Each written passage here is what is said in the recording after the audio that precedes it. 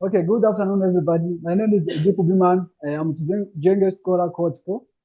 I came here at Tujenge 2020. Then after that 1 year, I went to Ashesi University. I was pursuing computer science, and I graduated this June.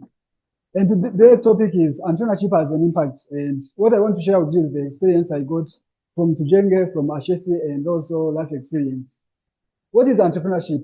In most cases, we hear entrepreneurs, and in most cases, we have question about what does it means. And as me and my opinion, what I think about entrepreneurship is solving problems. Wherever we find ourselves, there are many problems that we see. For example, education system, maybe politics, maybe climate change, maybe poverty. And in most cases, we question ourselves, who is there to solve those problems?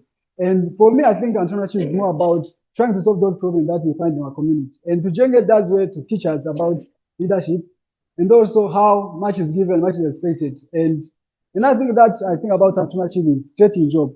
Wherever you find ourselves, there are many people who have graduated from university and they don't have anything to do. As an entrepreneur, you have to think about those people and think about what you can do as a person and depending on the skill you have to make sure that some people have something to do. They are not there idle doing nothing. Another thing that I think about entrepreneurship is building communities. Wherever you find yourself, for example, Tujenge Scholar, we are a community. Wherever I find a Tujenge Scholar, I feel like that's good. But someone who came up with the idea, create this system that help us to go together, learn different things, and now today we are sharing the same experience. How did I start with entrepreneurship? Before joining Ashesi, I was here as a scholar kid. But when I was going there, before even joining Tujenge, I was a mobile money agent. When I was a mobile money agent, the biggest problem that I faced was cash. Someone may come to withdraw money, you don't have money. And sometimes when you go to a bank, they don't have money. And I was like, why do we have this kind of problem? Because I thought that if there was a system that can help those people to have access to cash or electronic, they can be able to save those customers. And as we know, most people in Burundi, especially people in rural areas, they don't have access to bank. And they rely on mobile money to receive or send money. And it's hard when someone comes to you and say, I want to draw 1,500,000 and you don't have cash to give that person and he has to wait for another day to come back. And I think that I was able to solve those problems that I see in my community. And then I decided to become a mobile money agent. After that, I did research and I found that many agents like me, they face the same problem. And after that, I started as an agent, as one person. And when I came here at Tujenge, I had the same idea. I was like, maybe if I can get capital or get enough training, I can start doing that business, maybe at large scale. Then after that, I was working with other agents. For example, you know, in most cases, as a mobile money agent, you don't have cash, but you can call your friend on the other side, he can give you cash, or you don't have electronics. Someone wants to do a deposit of 1 million. That person can send you money and you can work at that. Even if you don't have enough capital to do all those transactions, you can borrow money from other agents and you are able to do transactions. Then I used what I have. I didn't have enough money, but I have skill. I was happy and I can move around. I can ride the bicycle and I was able to do that. And when I joined Ashesi, I founded a startup. At that time, it was called PayVista. What we were trying to do as PayVista, what we were trying to do was solve the same problem that I faced as a mobile money agent. At PayVista, what we are trying to do is make sure that mobile money agents can have access to cash or electronic by using different scheduling tools like mobile money application, and also different communication tools that we give to agents. At the same time, I saw that most mobile money agents, they can make a lot of money, but they cannot borrow from a bank, even if they want to scale, because they don't have proper bookkeeping. They don't have proof of how much money they make because whatever they do is kept in the mobile money operator, not at the end system, which implies that if they want an income statement, they cannot get one. And at the same time, we're trying to build that community of mobile money agents, the people who face the same problem, so that you can see that how can help them. And by doing that, we face many problems because at that time we didn't have money. And if you don't have money, how can you start that kind of system? At the same time, I didn't know how to code because I was yet to start doing computer science. But I was like, I have that idea. And in 2022, after going to Ashesi, I met Christian Hakizima, the same IT manager. And I was asking him different questions about like, how can I start? How can I get money? How can I do this? And he was helping me to write business model, teach me how to pitch, how to maybe approach different people who lead different departments that give us money. I was like, okay, I'm going to try that. And in 2023, I tried to apply to different applications and then I was getting like some money to start. Then in 2024, I co-founded another startup that is working in Rwanda where we are trying to digitize trading on Rwanda capital market where people can trade securities. And now at present, I'm here, I'm presenting, and what I'm trying to do is to try to scale PayVista. And now I'm a CEO and founder of PayVista. And what I want to tell you now is that you don't have to wait to get to university or somewhere else to be able to start tackling problems that we face in our community. You may think you don't have capital, but your knowledge, the way you think, and the skill you got from Tujenge's Cohort program, and also other people you see are your friends or the people who are higher than you, who knows better, or maybe who are doing what you want to do. And if you leverage that, you know that you are still young and you can be able to learn while you are facing a small risk compared to when maybe you are at university. And as I said, Christian was one of the people who were giving me advice, giving me some tips, and I was able to secure some fund to be able to do what I want to do because of that kind of mentorship. Another thing is that most universities, they have different departments that are supporting people who are doing entrepreneurship or whatever you want to do, either research, you can partner with a lecturer, do research. If you are doing entrepreneurship, you can be able also to partner with other young people who are interested in entrepreneurship. And that's how I was able to leverage that. And you too here, you have those kind of ecosystem. You have people who are at university where you want to go, or people who you know who are doing things that you want. And if you ask them or ask different questions and also try to tell them that you're interested in what they are doing, and maybe they can give you advice. I think that university is a launchpad. You may start here with an idea, you are thinking about it. Once you get to university, you can try to implement what you have been thinking. And I think you can ask a question. I can ask. How is the business performing now? Okay, I think now the business, like you have 5 full-time employees and 7 part-time. And I think you are making revenue around 1.5 thousand per month, like revenue in US dollar. Okay, that's noted. And also, I think we are operating in the 5 provinces in Burundi, and also we are opening a branch in Tanzania, which implies that, yeah, it's doing well. And what's the growth trajectory for the company in terms of projected revenue? Okay, I think this year I want to hit around like $4,000 per month, but because of how the economy is unstable, it's hard to predict. That's why, like now I'm here, maybe I'm trying to do research, talk to people, and try to see different strategies that we can put in place. Because now what we are offering is like a mobile money transaction, micro loan for mobile money agents, and also we are trying to see how we can sell in Tanzania and Rwanda. And we don't know how the market is performing now, and we are trying to do research. And what are your margins on each product? Okay, personally, I don't know that, and maybe I have to go and try to do research about that and see the number. How, yeah. Thank you, Eddy, for your presentation. It was a real good one.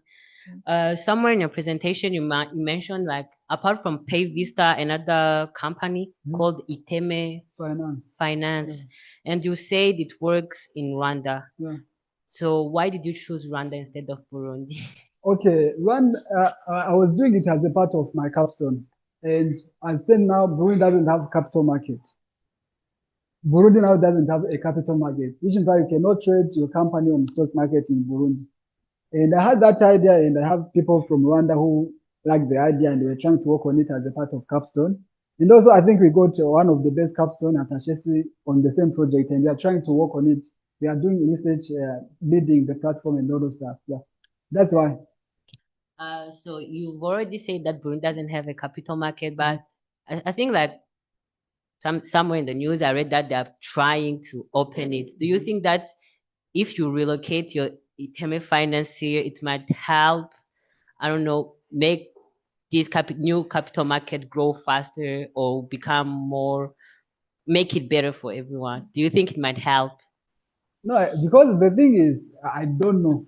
Because like I cannot predict how, because if you build a platform, you have to, like the regulation that are in place help you to be able to say that maybe the platform can help to develop the capital market. But if there is no regulation that allow you to do some kind of transaction on the platform, there is no, which implies that Rwanda is a little bit better when it comes to those kind of regulation, and That's why for us, but I cannot predict. Maybe it can or it cannot. I don't know. I don't remember the year you said that you created the app Pay Vista, but I would guess that was after you joined HSC, right? Yeah. And you did computer science. Yeah. I would like to ask you what are some of the challenges you encountered trying to create the app, or what was the year you were like the academic year? Okay, I think I started the startup in 2022, but I developed the app in 2024 in the like between 2024 and 2025. I'm still working on the app.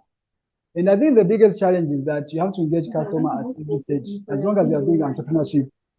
And the biggest problem is like I have to talk to people to talk to other people, which implies that I was not here in Burundi, but if I want, for example, to engage a certain agent and he doesn't have maybe an Android phone to be able to do WhatsApp call, even if you do WhatsApp call, you know, the connection is not that stable. It was like I tell someone to talk to that person, and there are many things you are missing because you know communication is no more about like it's not only about what you say, even facial expression and other things. And I cannot be able to capture those kind of information. And you can build something and someone doesn't use it because what you built is not necessary. And that's the biggest problem that I'm still facing till now because I cannot say that I'm done with like solving those kind of problems. So you still didn't start to operate using the app? Two kind of like if you build an app, there are different stages. You are still doing testing, not like public deployment of the app, but you can still do testing on few selected people. Yeah. When we are looking here in our country, we see that it's somehow difficult to implement your own project as even if you are a Burundian. How was the implementation of your project in a foreign country? And also you were a student at your university. I can guess also that you were benefiting a scholarship. How was it?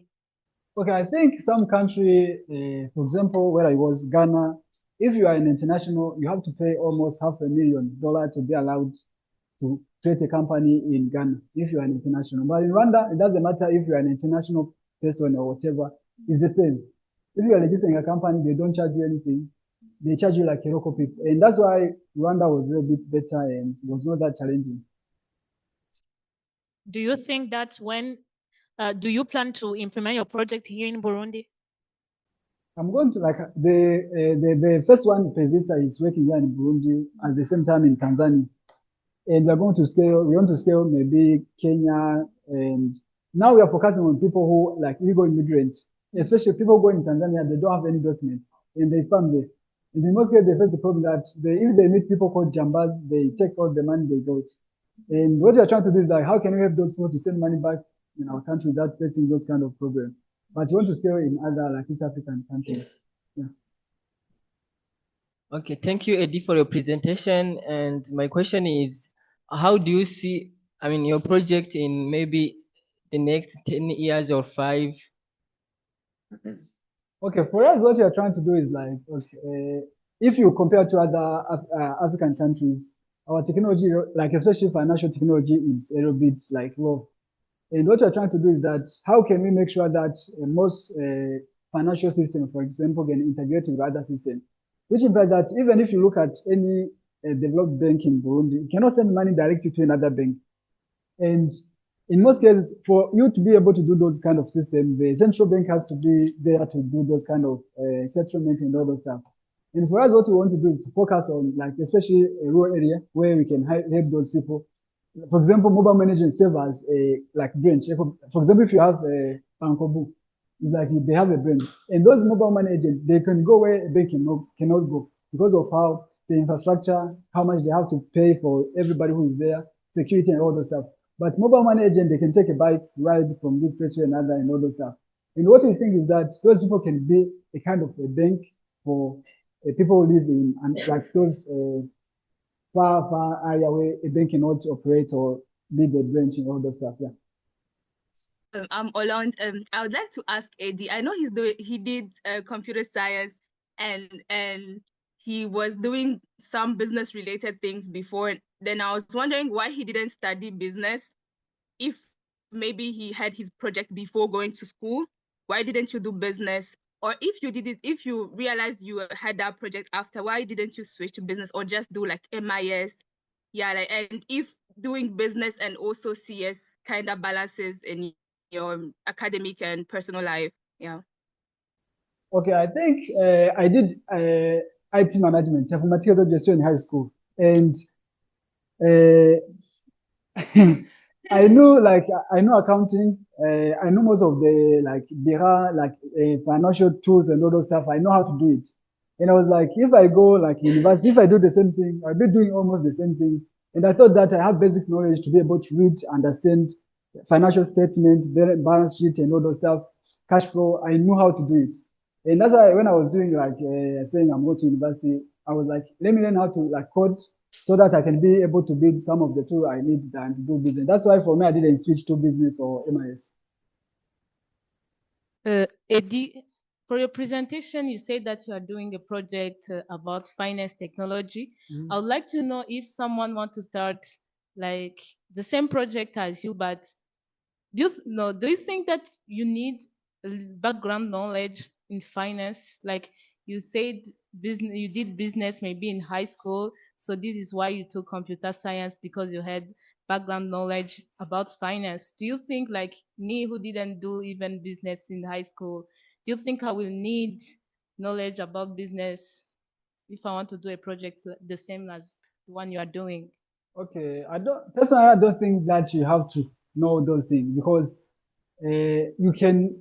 I think in the step you have to work with other people. You are not alone. Like you can work with other people who have those kind of knowledge, and you may have an idea, but you are not the one who is doing implementation. It's like Tujenge, you see, Etienne is not here, but there are people who are doing something that help us to learn different things, which implies that you can have an idea, a vision, and all those stuff, and create a value system that can help other people to work with you, depending on the system. For me, it's like I don't know finance that much, but you can work some who knows finance, and they can give me like a brief overview of what you are doing, how you are performing. That's why for me, I don't think you have to know everything in those things that you are going to do, but you can learn the process and also work with people who knows those things. Can you restate the problems your projects are trying to solve? Because I didn't catch them in the presentation. Okay, what we are trying to do is that people who lives in the rural area, they don't have access to financial services. And people try to help them to have access to financial services. They are mobile money agents in many places. And as a mobile money agent, those people, they don't have enough cash. Like if you come to withdraw 1 million, high chance that person doesn't have 1 million. And it has to depend on other agents or go to a bank to withdraw money to give you that kind of money. And what you're trying to do is to try to help those agents to be able, if that to schedule how much money they have to have per day to be able to serve the customer. And the other thing is that if you're a mobile money agent, it doesn't matter how much you make. You cannot go to a bank and ask for a loan to expand either your project or other kind of project. For us, we're helping them to keep track of transactions they're making, how much money they're making, and they can create, for example, balance sheet, income statement, cash flow, and all those stuff. And you can give them micro loan to do the project, or you can like serve as like proof, like they can use those documents to another bank, because if you go to a bank, they can ask you, for example, 6-month income statement or balance sheet to see that you can pay back the money they give you. And for us, we help them to keep track of those information at the same time doing transactions, yeah, or at the same time having access to micro loan to further or extend the project, yeah. So I've heard that you have clients here in Burundi and in Tanzania. I'd like you to compare like how easy or difficult it is to get people to trust you, because when you are starting a new business, especially in Burundi, where it's things that you have to use technology, which is something that they are really not used to, it's somehow hard to get them to trust you. So I'd like to know, compare the two, which is more like, which people are more likely to trust you, or which clients do you have the most, Burundian or Tanzanian? Okay, I think I have mostly Burundian. And I think when it comes to trust, it depends on the needs or the solution that you are providing. And you cannot go with everybody, because I think in business, there are early adopters. There are people who they are not averse to risk. They can try what you are doing and no problem. And there are people who are going to come later after everybody has used the system. Even, for example, this bank or whatever in cash, most people, they didn't use it because they didn't trust the system. But after some years, they see what Unicach can help you to do. People start using it, and it's the same. We look for people who are willing to use what you are doing, and we start with those one, and they give like either marketing, free marketing. They tell other people, for me, if I want to send money from Tanzania to Burundi, I use this, and that person tell another person. And if maybe you've been in a business for 1 year, 2 years, 3 years, then people start trusting what you are doing. Great. Thank you so much, Eddy, for the lightning round.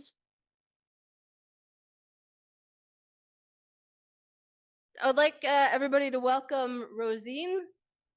Come say hi, and then I will open your presentation. So, hi guys. So I'm Rosine Marie Ininahazwe, and I will be presenting about navigating the local university system as a Tujenge scholar, Tujenge graduate, actually. So I'm gonna talk about, we share a little bit about my background, my Tujenge journey, how I found my department. Actually, in the local system, we talk about department and faculty. So I will be talking about how I found my department, the challenges, part of the solutions, because I will not say that it can apply to everyone around the globe, but it's part of those solutions, and I will be concluding. So meet Rosine. Rosine is a young Burundian, native of Gitega province. I'm studying statistics at l'Université Lumière. I'm a Tujenge graduate, Cohort 7, and the rest of the things you know, but this one is very new, and I'm a little bit excited about it because it's a program where like young leaders from the Great Lakes region meet, and we talk about effective ways of solving wars, how we can contribute as young people to give advices of how we can try to limit the last impacting wars that are happening in our region. And it's kind of like interesting because we got to meet people from Rwanda and DRC and some Burundians, and people who are members are like from 20 to 35 years old. So my Tujenge journey, I can say that as you all know, as you may also like feel like I'm feeling right now, we have like the opportunity to live something, to learn something, and also to feel. So what I learned was, first of all, to self-educate.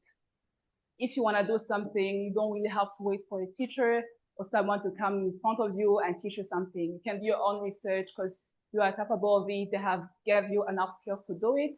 And I learned how to be a critical thinker, something that is very important as a young person in this country context, because some of the time young people are the ones who are being manipulated by people who are in power or like in the community. So if you are a leader, you have to be able to make your own decisions, informed based on accurate information.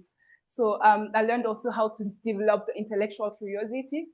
Sometimes they will be like, before, I don't know if also there are some of your friends who told you about it, when you are wondering, when you are questioning every little thing, people will be like, you are so weird, like you are complicated. But no, that's not being complicated. It's just being an intellectual person. Yeah. I learned how to shape and express my ideas. And some of the things I lived was having a kind of relationship with my teacher, where I was able to tell them everything I was thinking about. They were not judging me, but they were helping to shape my ideas and make them better. So I had some mentoring sessions with teachers, the one-on-one session. There were indirect mentoring sessions, but there are also some which were direct. There was also like the community and support. I became very close with people I just met. We were able to celebrate everyone's little win. We were so happy if there was someone who was achieving something or they were accepted into a program, we're getting excited about it because we knew that by the time they will be coming back, they will be sharing with us. And also, yeah. So we were encouraging each other. If you see that there's someone who is struggling, they taught us how to be really caring. And that's something that you do not only apply here, but also you got to do also in other communities where you may end up to. So how I did to find my department after I left Tujenge. Yeah. So after I left Tujenge, it was time for me to think about, Rosine, what is the next step? And this one is the hardest, I might say, because you were hopeful to get something, but you did not get it. So you have to prepare for your backup plan. And it's not bad, because that's life. You may have your plan A, but what is great is also have a plan B. That's how educated people do, because you are always prepared to anything that may happen to you. So the 3 questions I asked myself was, Rosine, what are you good? What do you enjoy doing? And what do you excel when you are doing it? And what field can offer me the best opportunities? This is very interesting when you are studying in a Burundian context, because it's not about passion or anything like that. You ask yourself this first question, but also it's a question of knowing, if I'm doing this, will I be able to apply it anywhere? And this is very interesting. And I ended up choosing statistics because I found that that's the things that we apply every day, from like the personal life to complex and situations. And most of the time, people who are doing statistics, they are required in many fields. So I enjoyed it, and I saw that I will be very active and working in different fields. The challenges I made was like, some of the universities that we have here, we have some challenges, as you know. They may be like limited human and academic resources. If I'm talking about the human resources, some of the teachers may be missing class for like a whole week, and you are just waiting for them. They are not around. Not that because they don't want to teach, but because they were needed on a different university, and they kind of travel around the country.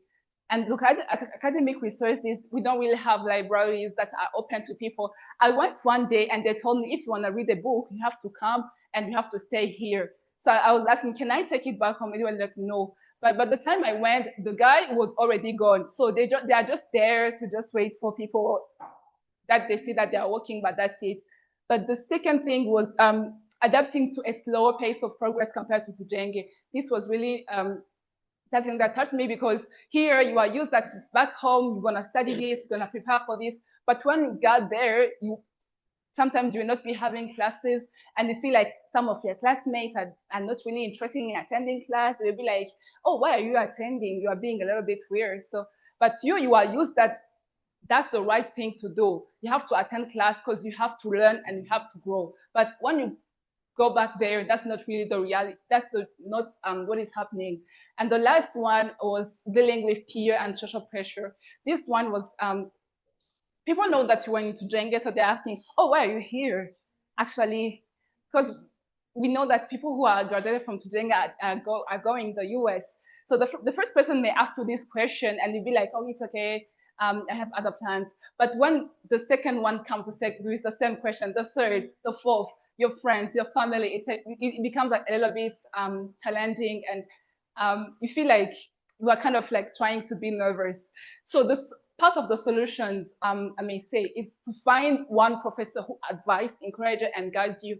Yes, some professors will be there to just make money, but there will always be that one person who is willing to do something good. So I found mine, the one who is giving me mathematical analysis. He gave me the opportunity to integrate his team. He's teaching me how to do like, I'm kind of like working with him on some research project he's doing. So we are just analyzing data and make interpretation. I'm in my first year, but I got this opportunity to meet him. The second one is to find one friend. I don't say like a group of friends, just find one. The one that will be matching your vibe. That one that will be like, be ready to work with you. If there are some things to do, a homework, you can't do everything on your own. You have to have someone else. So find that one friend and join one club that teaches you. Some of our universities will be having clubs like languages, Swahili, French, Kirundi.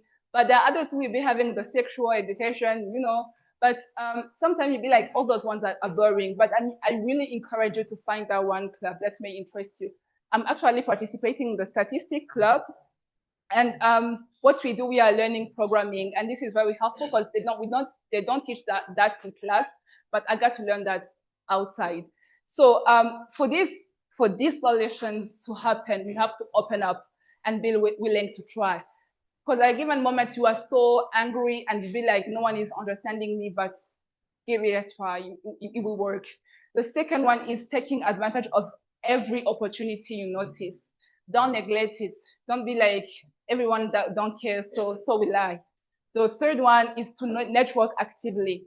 This one is very important and crucial because you will not be, all the people who graduated in Burundi doesn't mean that they are poor. There are some people who made it. There are some people who are successful, who are shining. So if those people, you got the opportunity to meet them, ask how they did it, ask how they are doing. And this is very helpful. They will be like, in Burundi, it works like this, but for you to be able to navigate it, you should take this way. And those people exist and they are willing to help. And aim for continuous and exponential growth. Sometimes when you live here, you feel like you are going down because at a given moment you are feeling like you are learning, you are doing amazing stuff. But when you got there, you feel like nothing is working. So keep in your mind that you have to stay on that same trajectory. And the last one is to keep your support system close to you.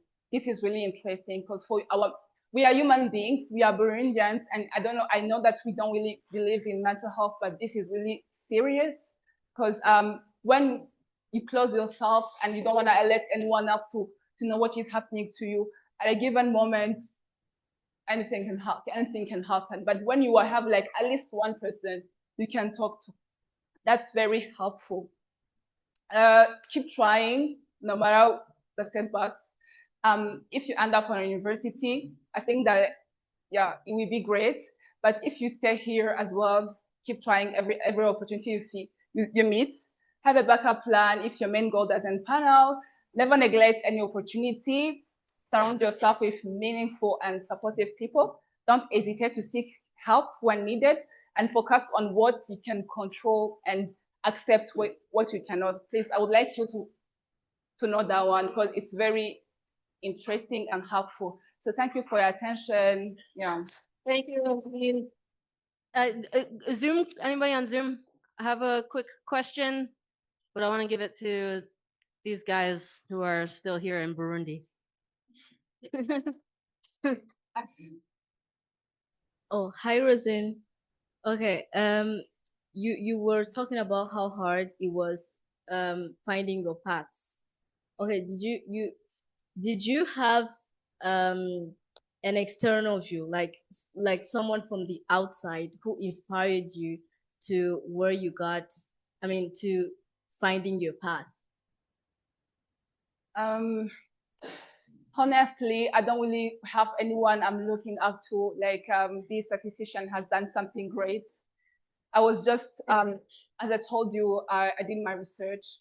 I thought about what is that one thing I enjoy doing and what will be that one thing that will help me to work in as many as possible fields.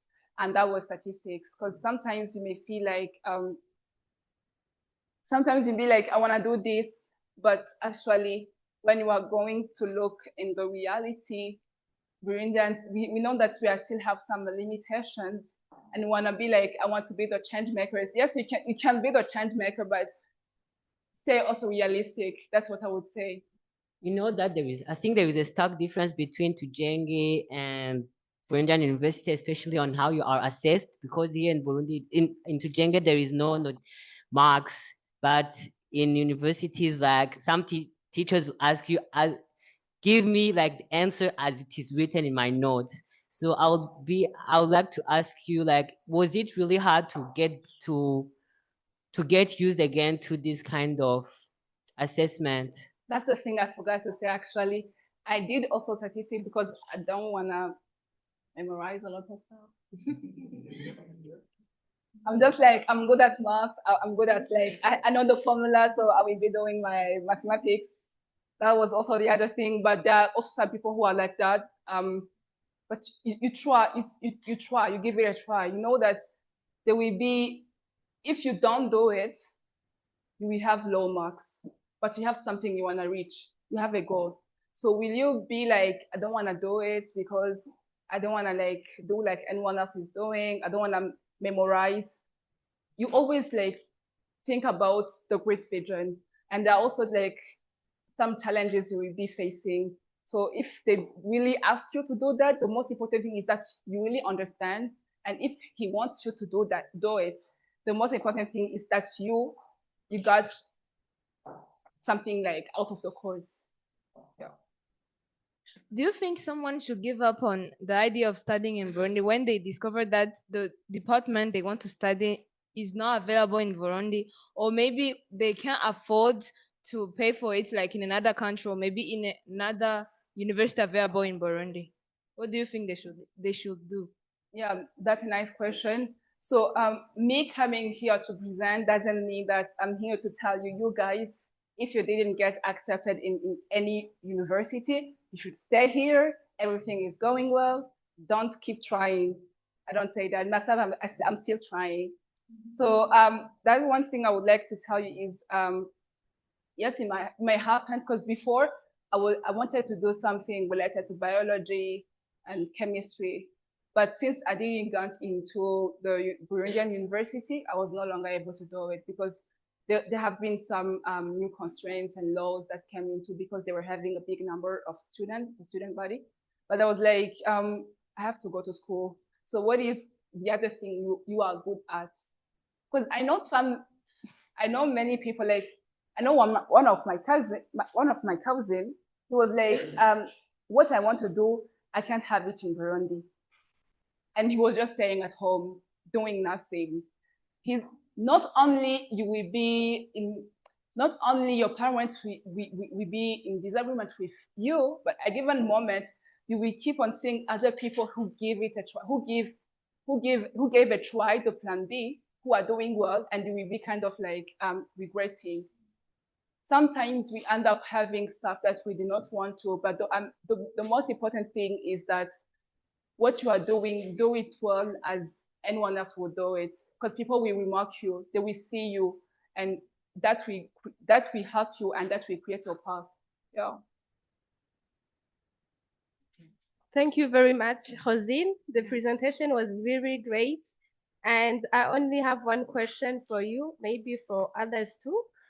Seeing how hard it is to navigate life as a student here in Burundi, how can you maybe advise someone here to take advantage of different networks that are available here? First of all, how do we identify the network that we need based on maybe their kind of objectives we have in life? And first of all, how do we identify the network we need, and how do we find them as students navigating life here in Burundi? Thank you. First of all, I don't know if some of you guys know the Youth Impact Mission. So yeah. So it's like kind of like an organization of young leaders. But when I go there, it's not only about meeting other young people and we are having fun. Most of the time, sitting and talking to someone, it's really beneficial, because I got to meet that one person. Normally, I always meet him, but that one day we had a discussion and he told me that he was doing statistics. So he told me all the projects he was working on, and he was like, if you want someone to help you and to guide you, I can do that. So the first thing I would say is, those people, like, there are some people who are very hard to go and approach, but the main thing is try. If they tell you go back, you would have not lost anything, but at least you would have tried. You will never know until you try it. And there, as I say, it's yes, in every chaotic situation, there will be always that one thing that can help you. One person, one teacher, like that one club, as I say this. The thing is, how am I going to find it? Am I open enough to go and toward that person and ask for? To seek for help is very, to seek for help is really essential in life. If you are not asking for advice, people will not come to you and tell you what to do. You have to do the first step always. I know there's people whose hands are raised. I'll just very quickly just say, well done on your presentation. I just want to encourage you. I love your confidence. I love your passion and your courage. and your approach to life. So mine is just to say, keep it up, keep networking, keep learning, keep staying humble and teachable, and yes, you can make it. Thank you so much. Thank you very much for your outstanding presentation. Yeah, I was wondering what are some benefits that you had never thought before when you were in this program, but now you are trying to see at the university in Burundi. Yeah. So the one thing I would like to mention, I was not able to mention it in the presentation. When I was here, sometimes I was struggling with programming and physics, you know, but Brad would always tell me, Rosine, it's okay that you struggle. He would tell me it's okay, it's natural. But the most important thing is that you are giving a try. You try. And when you are, like, sometimes I always try to, when you see that in front of you there is an obstacle, but you still want to reach the door out there, but you know that no matter what happened, you have to reach the door, but there is still the obstacle. The thing that we will be doing, you will try all the possible ways, and you will never know that you could be able to think that deep if there was no that obstacle.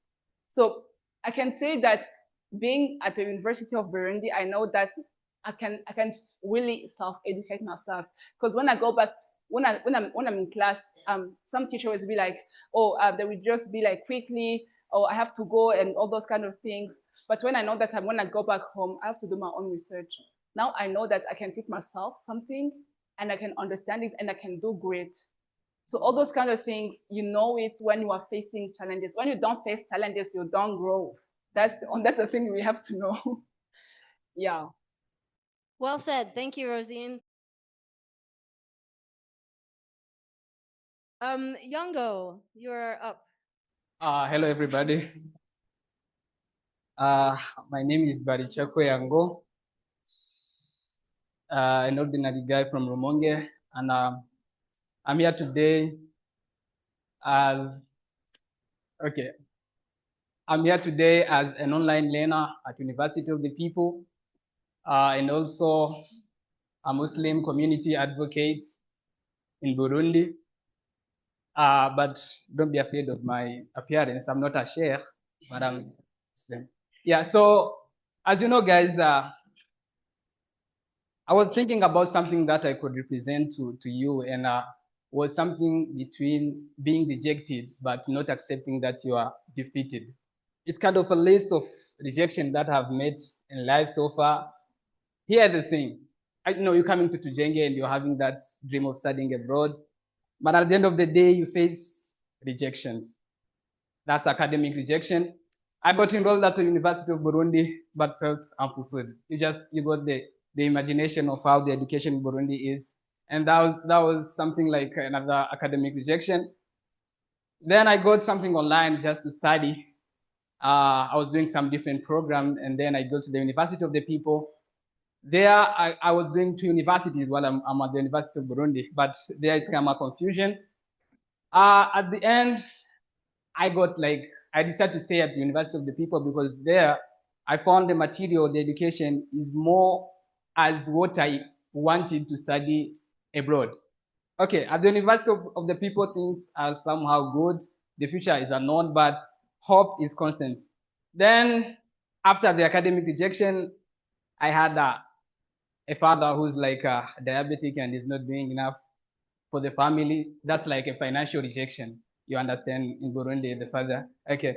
Well, my mother was having mental issues. Like I have to take her to Lojanti every time. You know, that's like mental rejection. You understand? Like there is no advice if someone is having a trouble. That's another rejection.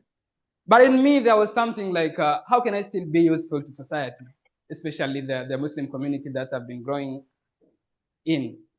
So I found my way through rejections. From rejection, I understand how the education system is very difficult in Burundi. And then I found that at the University of Burundi, you know, Muslim in Burundi, we are like 10 to 12% of Muslim in Burundi. But you go at the University of Burundi, 1% of students are Muslim, like 1%. Imagine from 10% to 10% to 1%. You see this, you see the difference. You see how there's, I don't know where the youth are going, but that's something that's happening. You come to some Islamic school, I know, suffer from systematic issues and closures. You know what's happened, like cheating, frauds. You know, even in Tujenge, you had the last case, you know, there was a Muslim guy, and at the end of the day, it happened something, you know, what's happened in our school. So there are some kind of cheating, some kind of frauds going on. And at the end of the day, Minister of Education has to close our schools.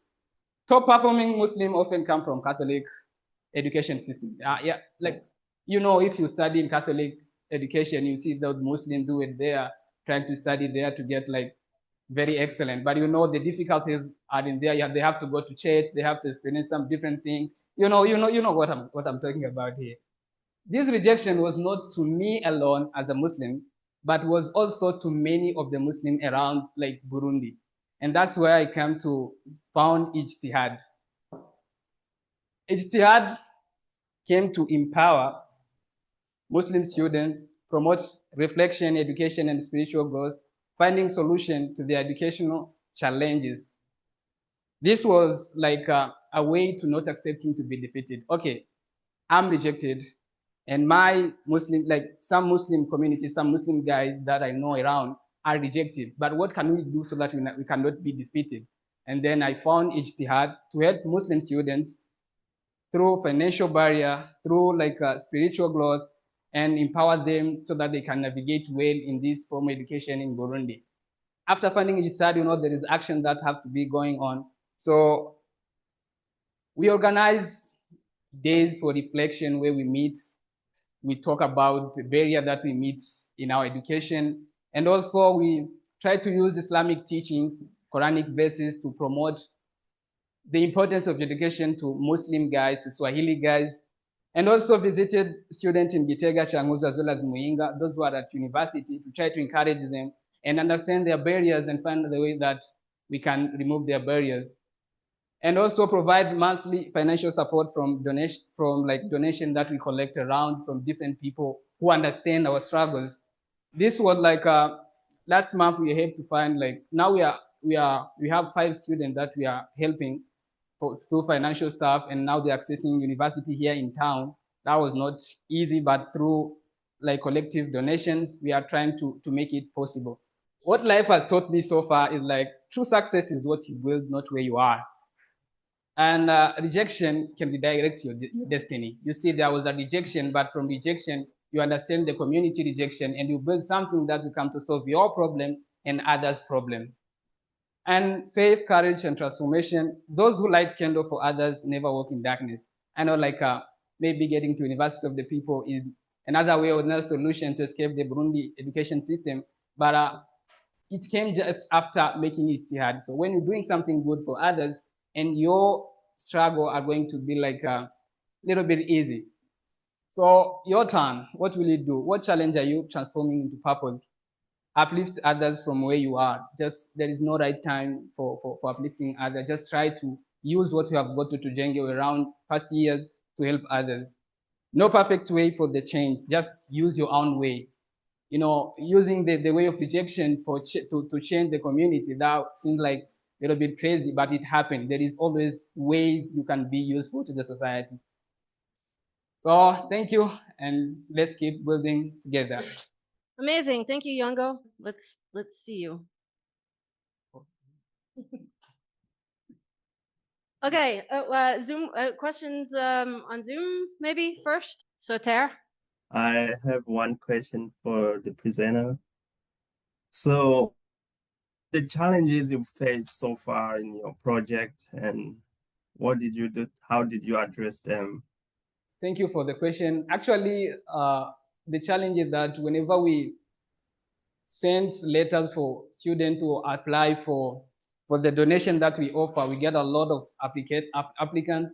And at the end of the day, we just have to, because we are limited financially, so we just have to recruit few of them, and then the other are just staying behind. But we are trying our best because we are trying to mobilize like everyone who is interested, and Muslim students who have been like graduated from university, talking to them, like convincing them how they can make like monthly donation every time. But so far the challenge just like financially, and also to offer that education system of teaching Muslim like students to understand why this formal education, apart from Islamic education, is important. Because we cannot we cannot be sheikh, all of us. So some have to be engineers, some have to be electrician, politician, and all of those things. Thank you, Yango, for your presentation. And you mentioned that you are trying to address the challenges that Muslim students are facing in Burundi. And my question is, what is your, I mean, who are you targeting? Are you targeting all the Muslims in Burundi, or what are your target? Thank you. As I said, that I'm targeting like every Muslim youth who is like in formal education or in this system education of Burundi. So like everyone who is around, everyone who is suffering in that problem, everyone who's like not having like mental rejection or financial rejection or like school rejection, facing all of those like cheating system education. So we're trying to solve, though I haven't solved the whole problem, but part of it, we are trying to face some puzzle of the problem. And at the end of the day, we'll finalize with all the parts that are in the problems. Thank you so much for the presentation. And that's a great project, by the way. And I wanted to ask, like, are you alone in that project? And sometimes you're talking about we. Who are the we you are saying? When I talk about we, I'm with some few youth, like 4 to 5 members who are trying to do that, and they are all like Muslim students at the University of Burundi. Yeah, so we're working together, and some different like other people in our community, like to help mobilize these things. Thank you. And my other question is, how did you manage to study at the University of Burundi and the University of the People at the same time? I mean, I guess it was, how was it? Actually, that was difficult, but thank you. That was difficult, but at the end of the day, I had to leave University of Burundi to go to the University of the People, because I found there like it's my way of getting like where I want to go. And the University of Burundi, I had to abandon it due to some like you know what's happening there. You don't have to explain. Yeah. Thank you. You said that only 1% of Muslim students among 10% Muslim people in the Burundi population, they are the only one attending the University of Burundi. Mm-hmm. Do you think that financial hardships are the major cause discouraging them from thriving in school? If not, what do you think is particular to them that is discouraging them to thrive in school? Yeah, actually, financial like difficulty is part of the problem, but also the big picture of the problem. You have heard of Islamic public schools, and you know what's happening there. Like last time I was doing the research on Islamic public school in Burundi, and the only information that I found about them is like about cheating. So that was difficult, but the system is like not only financial stuff, also like the Islamic education is somehow, people who don't understand well the Islamic education teach Muslim student like this formal education is not like it's not legal in Islam, but actually it is legal. And so some Muslim students who are like still under there, they don't understand what's going on, they just abandon it. So through that, what we're doing is just we are trying to do seminars in different provinces just to use Islamic verse and Hadith verses to convince like Muslim students like that the education that they are doing is not like illegal. Actually, it is legal, and it's something that is compulsory to everyone, whether Muslim or not Muslim. But how about Muslim students who are attending Burundian public schools and who are studying with other students from other religion, don't you think that they are facing the same struggles, though they are not attending Islam public schools? What do you think? What do you think is, I would say, holding them back? Like, what do you think is making them fall behind? Because from my experience, I think they are facing the same struggles. Yeah, actually, there is a struggle for that, and I've had like some students studying in Catholic schools. They had to go like in church and all of those struggles and different struggles. But that's not like it's not something that should be ignored. But we are trying to deal with people who are like in charge of those schools to try to educate them that these are Muslim and they have the freedom of like of being what they are wherever they are in Burundi, because Burundi is not like a country where like a Catholic country, so it's a country for all. So you don't have to force someone that you have to go to church, you have to do what and what. We are not trying to exclude them from those schools, but we are trying to tell the school that to know how they should deal with them, like in a very good way, so that we may live together. Thank you, Ben.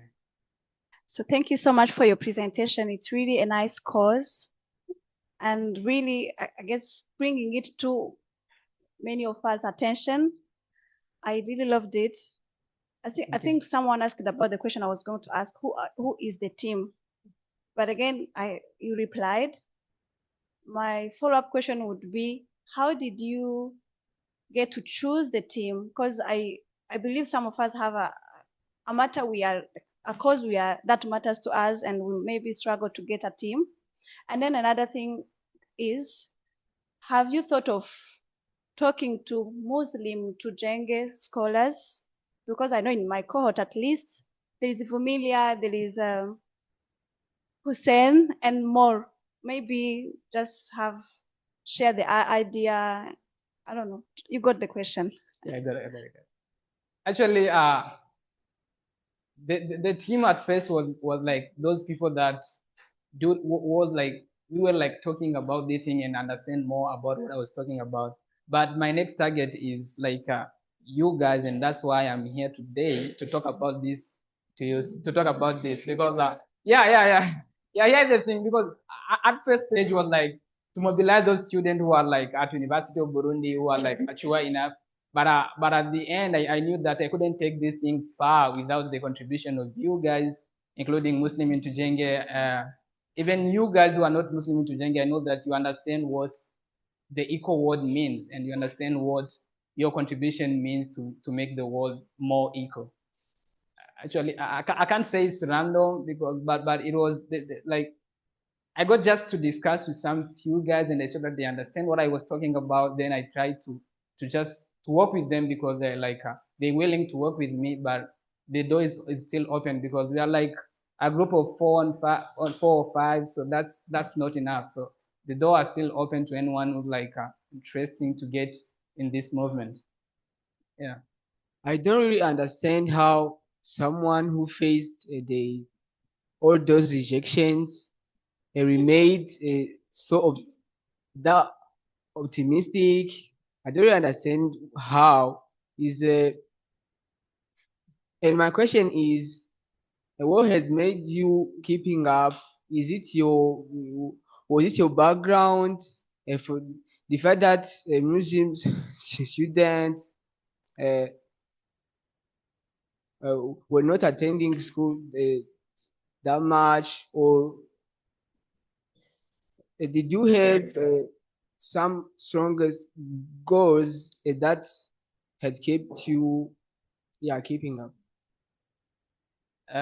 That's a good question, because with all of those rejections, someone should expect that I go at home and sleep at all, or like locking myself in my room. But that's not the thing. When you come to Tujenge, like I don't know where we learned that, but there is something that's come in you. Like you keep trying, you keep like trying to make the best thing out of where you are. It doesn't matter you in Burundi, it doesn't matter you outside. You're trying to make something that's good for others. So resilience, I think this is from like the person I see, the stuff I see at Tujenge, the person I live with at Tujenge. I saw how they keep going on. So that's why that was a source of inspiration to keep going on. like the understanding that this Tujenge program is really enough for someone to succeed. So how should I just being left behind? I have to make something that's matters more to others and keep going on. Yeah, that's what I can say. So you say that in Muslim like system like schools there are cases of cheating or and something, and you say that what you are doing is that you go and doing some seminars and use Muslim verses to tell them that their system is equal, or like to teach them how to stop cheating or something. I mean, I don't understand the solution. How do you know that they will not behave in the same way once they get to university that you will have choose for them? But when I was saying like we're trying to teach them, like to convince them that the education is really important to us. You know, in Muslim there's sheikh, there's like elders who teach young people like you should study only Islamic education. You know, Islamic education, like religious sciences. You can't study engineering or like all of those different stuff.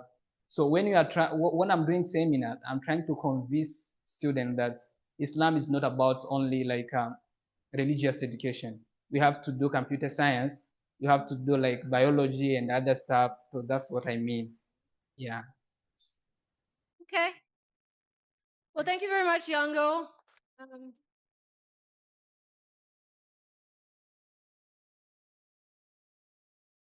Jinju, hi. Let me see. Let me pin you.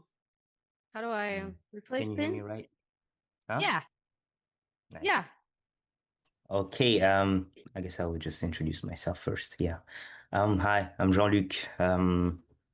Yeah, I guess that kind of pretty much sums it up. Yeah, and I'm gonna spend the next 10 minutes kind of presenting on the research work that I've been conducting for the past couple of months as part of my post-bac at Syracuse University. So this research kind of focuses on trying to determine the fundamental principles of locomotion in dry granular media.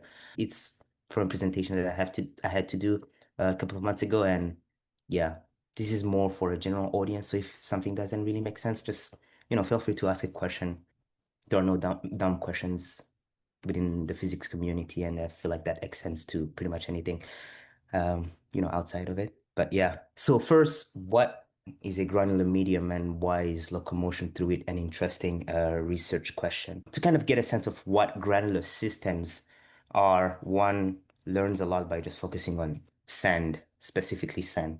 And as many of you know or might have experienced firsthand at the beach, if one picks up sand, it flows through the hands just like water. Yet, unlike water, if one walks on sand at the beach, it pushes back like a solid. So this dual phase nature from fluid-like sometimes to solid-like, and the fact that sand grains interact through contact forces are kind of like the main characteristics of granular systems. So, as one would expect, these characteristics are broad enough to encompass a range of natural systems. So, granular systems are super ubiquitous in nature. So, for instance, food grains, in silos, if you take, I don't know, a bag of beans, they interact as a granular system. Another example would be cell tissues in our bodies, to even crowds of people in confined spaces. So, like right now, your classroom will be considered if it was tightly packed and everybody, kind of think of like a bus. When you're in a bus, that's a granular system. And this is kind of super interesting in the sense that, to some extent, if you look at, for instance, let's say people going to see a play, you can model the whole motion of people going through the entrance as a single entity, kind of acting as a fluid through the entrance. And sometimes catastrophic events happen. So, for instance, crowd stampedes where it solidifies and people die of asphyxia and people are not able to kind of escape. So that's why locomotion and motion of these systems is an interesting research topic.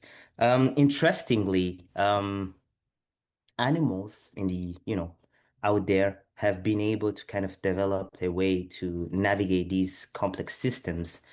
So that kind of includes, for instance, lizards, snakes, or worms. So they dig, they burrow, they swim through tightly packed sand using an efficient motion procedure to a certain extent. Unfortunately, designing machines that are able to replicate that has been quite difficult for humans because of like major limitations related to rigidity structure design. So this kind of led our lab at Syracuse University to kind of ask a question, what about an asymmetric shape-shifting system in these granular systems? What if we were able to design something that changes its shape continuously and is able to navigate these systems? So to study this, we design a simple quasi 2D system made of two types of particles. So the first type is an active particle. So this is made of a silicon elastomer. So kind of think of a malleable, elastic cousin of plastic, pretty much. So these particles can change their sizes by adding air or taking it out through this tubing. So I'm going to show a video of it. This is going to be quite interesting. The second type of particle is a passive one. So this is 3D printed using a plastic filament. So this is kind of just a 3D, a disc analog of a grain of sand, for instance. Just think of this as that. So this is kind of a pretty raw depiction of our system. This was, I think I drew this like a couple of months ago while thinking about what I would like to build for this project. But yeah, this is kind of how it looked like in my mind. And this is what it looks like now, a few months after. This is the whole experimental setup. These are the different components. Didn't really take pictures of individual parts of it because I didn't realize yesterday was Juneteenth and I didn't have access to my lab. So sorry about that. I was thinking about taking better pictures. So yeah, sorry about that.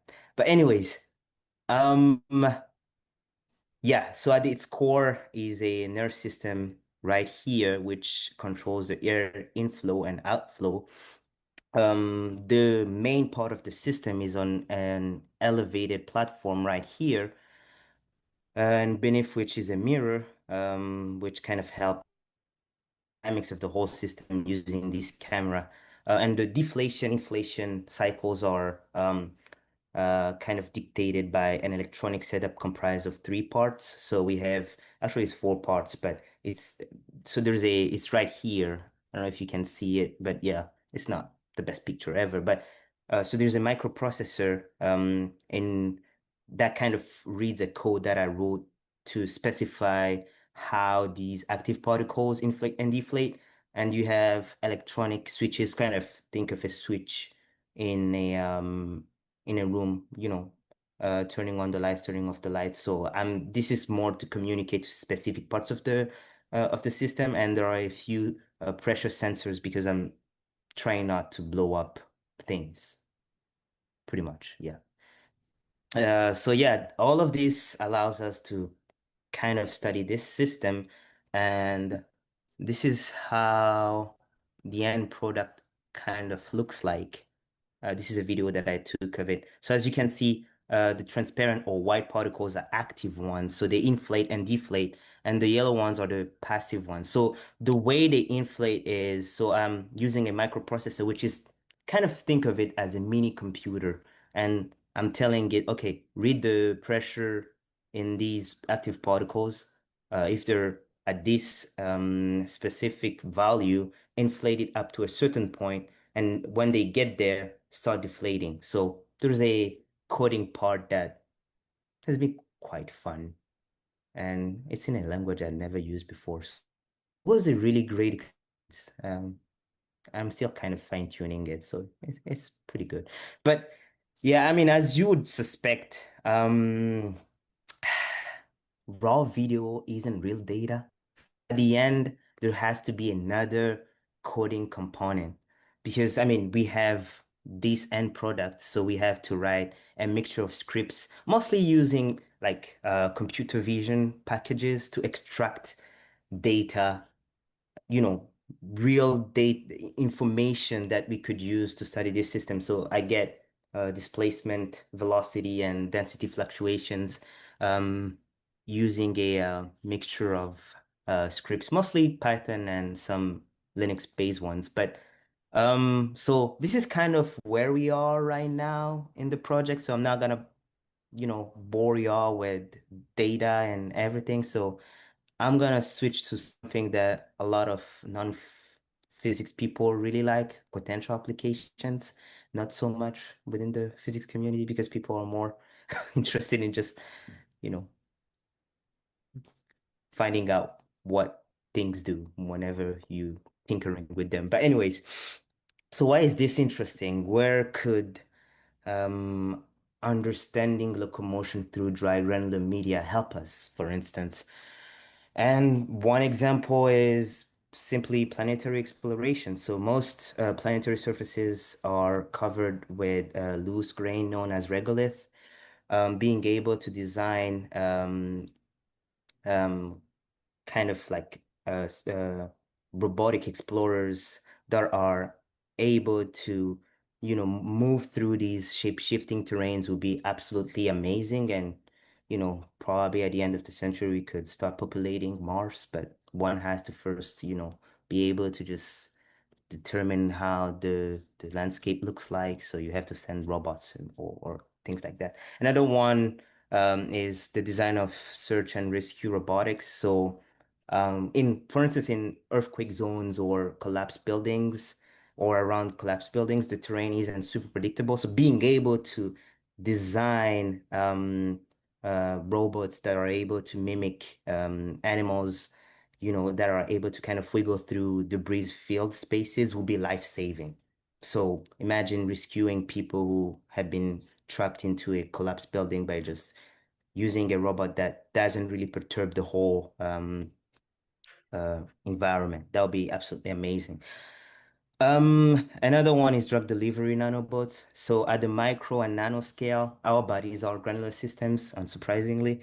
So being able to design non-intrusive nanobots that are able to deliver drugs in like super difficult to reach parts of our body would be amazing. And as wild as it sounds, these could help kill cancer cells before they metastasize. So this could help to some extent. It's kind of far-fetched, but this is the beauty of the field of physics I'm working in. It's like it's close to biology enough that there are super interesting applications that could help, but probably not in my lifetime. But hey, I'm happy to be part of this. But yeah. And lastly, a personal favorite of mine, programmable matter, kind of a la Doctor Who for people who might know. So I kind of queued up an interesting video to kind of show it. So this scientist is just getting into some weird stuff that reads her mind and stuff. And then, so there's this substance that encodes everything from her and creates a doppelganger. So that's kind of something I would love to work toward in some sense. I mean, it's creepy. In this sense, it's very dystopian, but what if we could use that to just do something great for humanity? Program matter to do what we want and make sure that it kind of shape shifts or phase shifts. So from fluid to solid like. But yeah, um, that's pretty much it. Happy to take questions. Cool, thank you. Thank you, Jean-Luc, for your presentation. That was so good. I loved it a lot, and that was very insightful. Just a small question I have for you was, at some point you mentioned about your research being useful in the domain of biology in studying the cell and how we can use the granular local like using the study about the motion of a granular system and understanding how we can cells which are already like cancerogen, if I may say like that. So like my only question I was having a hard time to understand was like in the realm of biology, do we really cell or and experience such thing as motion in a such a way that would like explain the motion as in a granular system? So this is the thing about physicists that is kind of weird. It's like because it's mostly trying to understand the word out there, you have to start with something super simple. So the majority of cell tissues do not act like granular systems, but modeling it as a granular system is good enough. So it's kind of, I don't know if people have heard about, thinking of a cow as a sphere, for instance. It's very approximative, but you can learn a lot qualitatively and quantitatively by modeling that. I mean, the thing is, granular modeling, so pretty much, okay, um, cancer cells modeling using granular systems isn't something that a lot of biologists care about. It's mostly the purview of physicists, and there isn't a lot of money even before whatever happened in a few couple of years for that kind of research. So, but it really works, and people have shown proof of principle of like, okay, we could really do something akin to that. But the technology for non-intrusive insertion of whatever people could do to just prevent cancer metastasis, for instance, is not the best right now. So there's still a few things to develop to be able to just, start using something like that, for cancer research stuff. But yeah. Okay, thank you, Jean-Luc, for the presentation. And I was a bit scared because like I'm a very, very bad at physics, but I was good.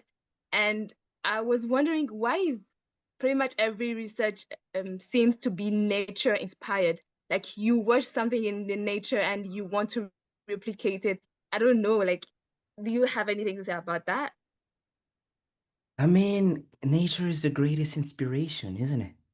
It's quite amazing. And I mean, this is a different field of physics, but it's like, how did we even end up here, as beings capable of super complex thought? So, and I feel like we can draw a lot of inspiration from nature. I mean, I don't know. This is probably a terrible example, but like, a car as a horse that drives itself, for instance, would be, one inspiration that revolutionized. I feel like you have to really be tuned and learn to appreciate nature to be a scientist. I don't know. I'm not the I mean, there are different thoughts out there. I'm more the kind of person who's like, I believe scientists should be natural philosophers, whatever that means, which to me means being able to really experience human life at 100% and really experience nature out there and draw inspiration from it. So I feel like that's always inspiring. I don't know if that answers your question, but yeah. Hi, Junjo. Since you have presented the granular system as stuff, as having as could potentially be used when helping in the cancer research, do you have maybe a scenario of how the granular system could maybe help in the cancer stuff? Okay, A so simple scenario. So here's the thing, right? My understanding, and this is not the best understanding of how, um, uh, cancer cells spread, but my understanding is what happens typically is you have parts of the body that harbor cancer cells, and these are benign for a very long time as long as they're just located in a specific part. It only starts hurting people when they spread all over the body to a certain extent. So this kind of resembles a phase transition that a lot of so the field in which I work is called soft matter. So a lot of soft matter physicists work with, so it's called jamming. So it's literally shifting from fluid to solid. So think of sand, right? You pick it up, it flows through the hands like a liquid, but sometimes when you walk on it at the beach, it just resists like a solid. So there's this uh, transition from fluid to solid. So it's called jamming. So a lot of people have hypothesized that what happens with cancer is the inverse of jamming. So it dejams, acts as a solid located in a certain part of the body, but then it starts fluidizing and moving all over the body. So people have been like, okay, yeah, we're actually really good at preventing dejamming in a lot of granular systems. Could we do that to the human body? But the problem is, it's really hard to experiment on people. And there aren't great like tools that are non-intrusive and will be able to really prevent cancer spread. Um, and this is what I would say um, about like it will be hopefully in the next couple of decades if something like that ends up, happening. Hopefully, it will be less physically taxing than the chemotherapy that people go through. It would just be, I don't know, some nanobots going through the body and targeting a certain part of the body where those cancer cells have aggregated. But yeah, that's kind of the raw idea that I've heard a lot of soft matter physicists talk about. But yeah, it has to be funded. And this is the thing, always invest in human curiosity in general, because you never know where it leads. I mean, think about it. In the 18th century, you had Newton experimenting with prisms and light, looking at how beautiful the rainbow is. And then, I don't know, 200 years later, you have GPS, because, I mean, somebody was tinkering with rainbows and stuff. You ended up with a guy who developed a whole theory, special relativity, that ushered in a whole new age for humanity. So you never know. Just invest in intelligence. Invest in your own curiosity most of the time. I would say that. I mean, I feel like you can never go wrong with that. Anyways, yeah. I don't know if that answers the question. Amazing. I really love the last comments about curiosity. Yeah, you really explained that nicely. Because I'm always trying to explain why curiosity is important. Thank you so much, Junju.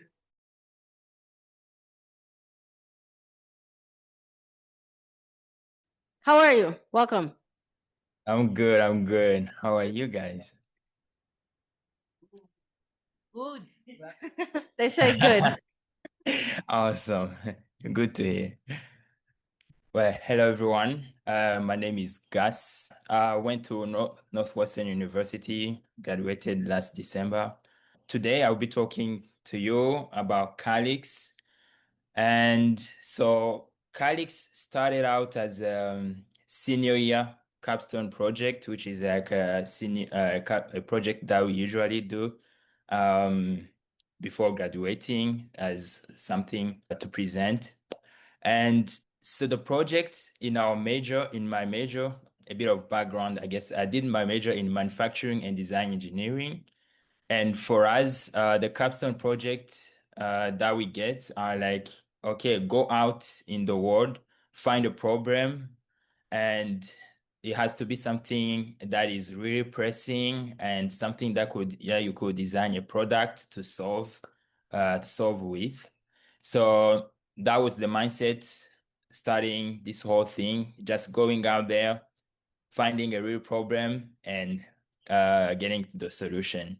The way this project came up, it was because I had bought 3 helmets because I usually bike to school, going from my place, from my house to classes.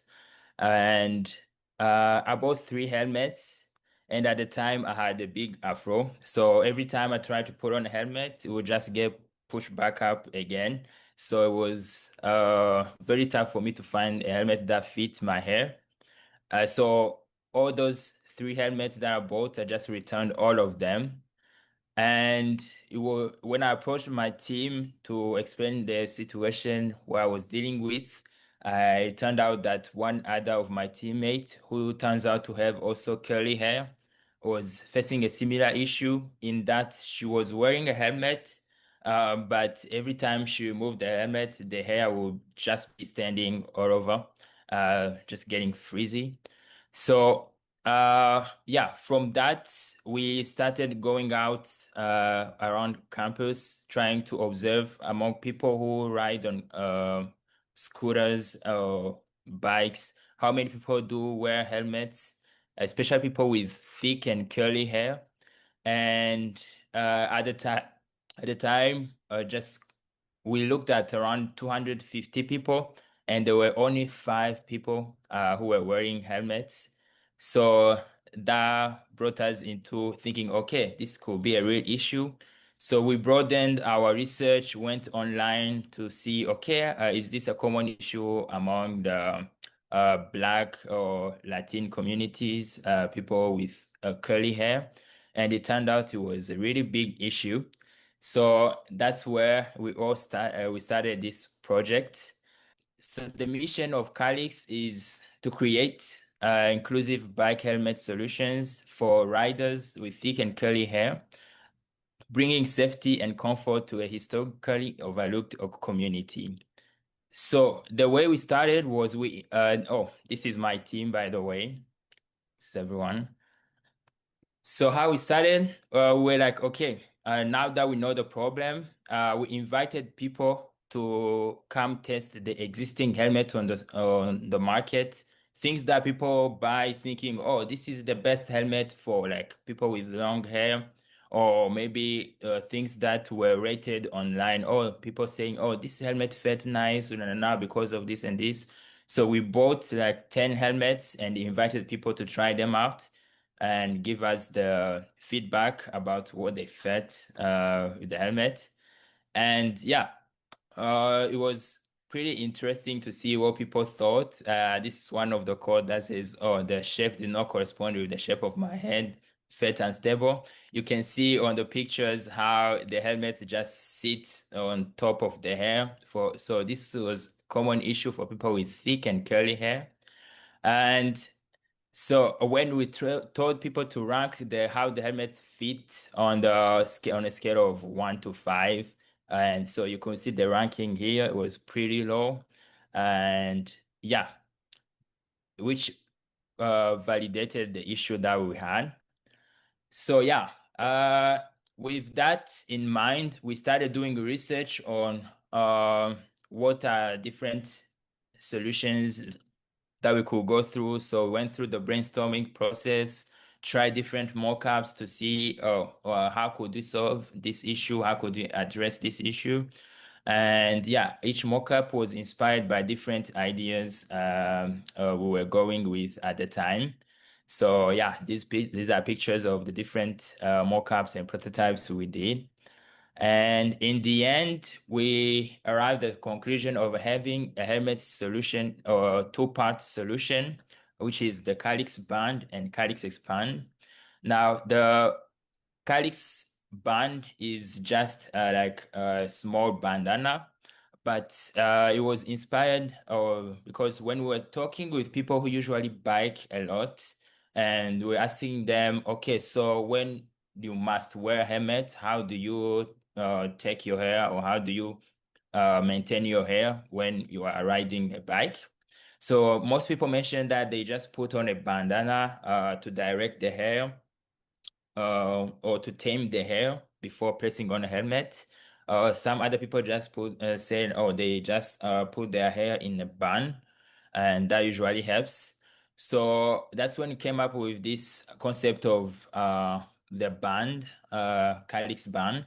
So the way the band is wear, you just take it through your neck and then you bring it to the front, and then the band has something a pull tab that you just stretch over your hair, and the results. This is the prototype. The results would look like something like this. So you can see the hair before wearing the band and after wearing the band. So yeah, the objective of this band was to help tame the hair so that you can put the helmet on top. So that was the first solution of our in our helmet system. And then the next was making the helmet.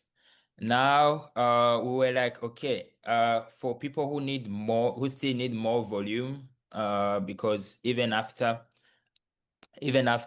taming the hair, as you can see on these pictures, there is still some hair that is left at the back. So we're like, okay, maybe we could go off the idea of like having a helmet that expands at the back to accommodate this hair that is still that is still present there.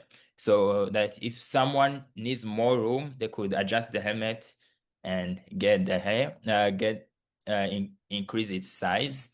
So yes,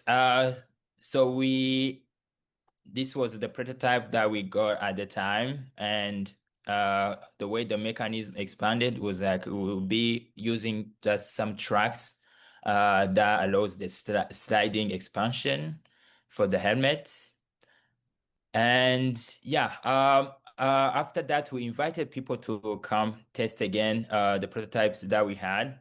So during the winter, we found this was just using the Calyx band and the existing helmets on the market.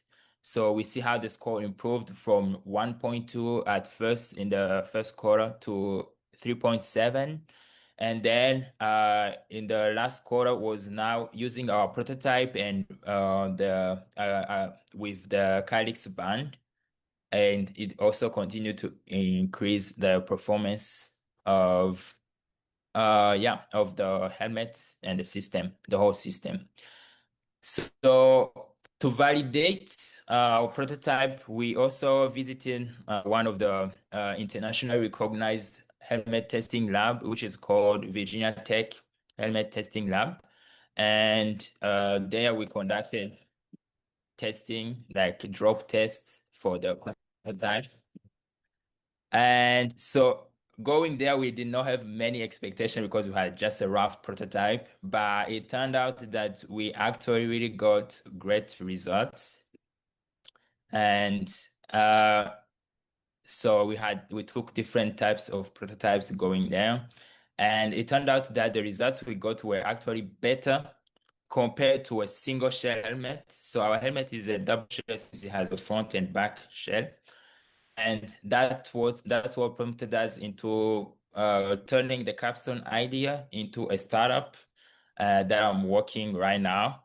And at the moment, we have like advanced in the prototyping stage and the design, how the helmet looks like, what's going on.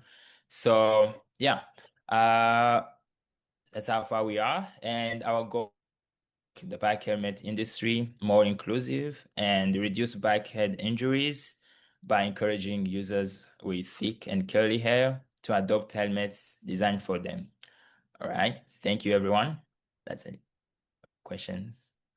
Thank you guys for your presentation. It was really interesting and I really enjoyed it. As somebody who likes to bike, almost every single day on campus. Yeah.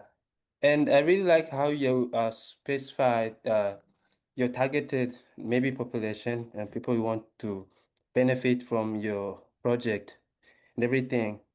But then I was wondering that, it's just a question of curiosity because yeah, I also do use, bikes and I was like, are you are you just gonna limit your project to people who have like thick and curly hair, or maybe you have an idea of expand it at some point so that even somebody like me who don't have that hair can just get one and use it? Thank you for the question. So, yeah, the target, so the hair actually has a classification system on how curly it is.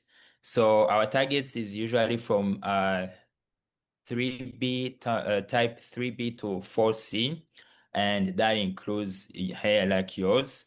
So it excludes the more straight hair, I would say mostly on Caucasian, for Caucasian people, but it's definitely includes like anyone who has like volume, the volume, and also like the thickness density as well. So going into this, our goal is to target this community, because when we were doing research, it turned out that actually even when doing the helmet standards that are actually here in the US or in the world, when they take measurements on the standards, what are the parameters of design? So they usually take standards on a medium head, bald, someone who is bald, medium head. And just like if you look at the data, it turns out that the shape of the head that is often considered is like these smaller heads. And yeah, it's not really inclusive of most of the people with curly hair. So that was the goal for us, targeting that audience and designing specifically for them in this case. So yeah, at the moment, we do not plan to expand beyond that, because we actually think that this is something that we are going for a particular demographic. And yeah, I think we are proud to address that only for now. Thank you so much for your presentation. Helmet is a necessity for anyone who bikes, and I myself bikes every weekend. So, and I was wondering, so your inspiration is based on taking care of the hair, making sure that people don't mess up their hair after while like wearing the helmet. And I'm wondering, how do you manage and make sure like you don't lose the fit of the helmet on the head while trying to accommodate the hair? Yes. Oh. So yeah, this was one of the design constraint that we had. So it was like we're trying to address both the fit of the helmet as well as the comfort of the helmet, because most helmets, for people that wear the helmets, at least they say that even though they fit, they weren't comfortable. So it was just something that is squishing their hair. And people complain that after prolonged use, they will have migraines or headaches just wearing that helmet. So it was a big consideration when trying to see, okay, how do we address the fit aspect of the helmet?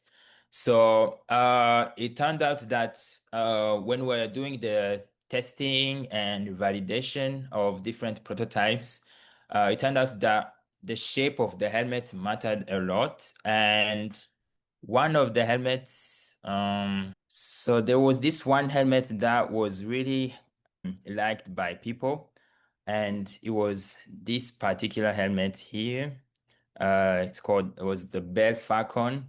And when we asked people why they like this helmet specifically, they mentioned mostly because of the shape of it. It was overall like round and a bit like oval and round in shape. And it turned out that that specific shape felt comfortable for a lot of people, for the majority of people. So yeah, we took that into consideration into designing the shape of our helmet. And yeah, that turned out to be a good design choice. Yeah, thank you for the question. For those who don't know me, it's Desiree from Cohort 1, and thank you for presentation. And if I'm not mistaken, I've heard that you've finished your studies, and Yes. in real life, we all think of these problems and come up with the solutions. And I thank you for thinking of about those people with the hair and they come up with the solution. And my question is all about life after studies. And I know the news we hear when we are here in Burundi or we are in the US, about it.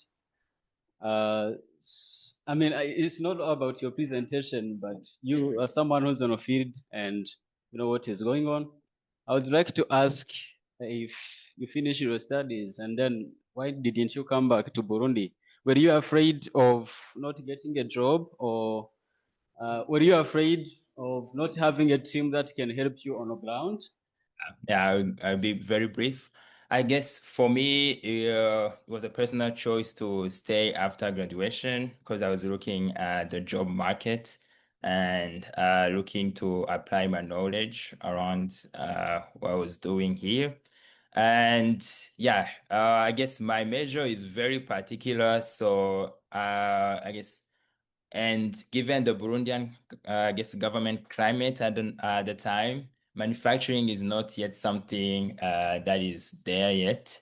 At least for, I guess, the scale that I was trained in.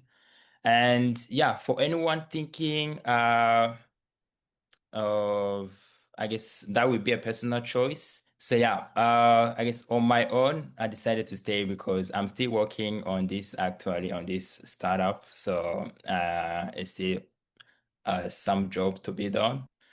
Like my biggest advice is just being a sponge, try to soak in as much as you can and learn as much as you can and see if you can apply those things that you learn in different areas, different aspects. And yeah, it might be here, it might be somewhere else. So yeah, it depends on someone's, I guess, personal preference and conviction. Yeah, actually, I have a quick question for Gas. Since as he showed on the presentation, he started this project as like a capstone thing, and then now he's actually trying to turn it into a startup. I'm wondering because one of the things that at least one of the realities that I know, like when like that, and you want to go for like to people to ask for money, like to fund your project and all that kind of thing, you have to have like a convincing proof of how you are going to generate money, like where is the money gonna come from. I assume people might have had that idea and maybe, like they thought, oh, like the barrier is like, okay, if I build these things, people might not actually buy them. Like what was sort of like the market analysis and like are people actually willing to spend money on that kind of idea that you are working on? Oh yeah, it's a great question because the start because our audience is like really specific and particular. We had this similar question: is the market big enough to convince investors on taking a leap of faith in this project? At first, we were like, okay, we will do the whole design process and then license our patent to one of the big helmet or biking industry, one of the big companies in the biking industry. But then when we started like the stage where we are right now with the startup and things, when we did the market analysis, it turns out that the entry market that we are going for is around actually $100 million US dollars, and that's like considering the people who are willing to who will be willing to buy a helmet who will benefit from this. And it turned out actually that is when we were talking to different people, most people who were interested were actually people in elementary school, the teachers in elementary school or high school, middle school. They were like, oh yes, we need this for our kids, for the students here, because we are always screaming for them to wear helmets and no one listens.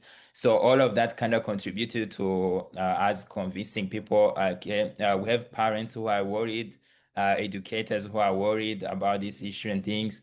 Everything kind of just brought up the numbers. We did a quite deep market analysis and it was pretty good. Yeah. Thank you for the question. Yeah.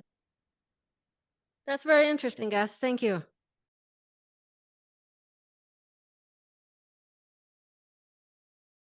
And I'm doing Earth and Planetary Sciences as a major, like geosciences, with a minor in statistics and a certificate in sustainability and energy. So today I chose to talk about how to bridge the gap in scientific data by enabling the local community to oversee data collection. Some of the things I'm going to present is like a part of a paper I wrote in 2023. So be indulgent to me with questions and stuff. The origin of the idea, as you all know, there is climate change, but often like scientists or researchers, they don't know how like to conduct research and like in a broad scale.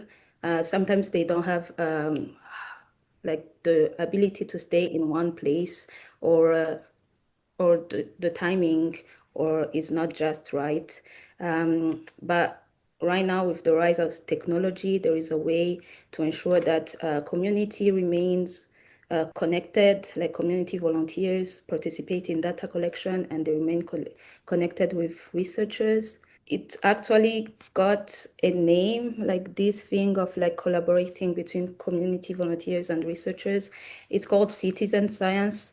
So citizen science, I'm just gonna read this, involves members of the public taking part in scientific research by helping with tasks like gathering data, analyzing results, and sometimes helping to design the project themselves. It actually has been used before. Sometimes they call it crowd science. Some people call it other names, but it has been around for around the past 150 years. And citizen science is useful because it's key to answering colossal ecological questions. Also, it helps like local communities to be involved and take part in scientific research and like sometimes also like come up with their own results.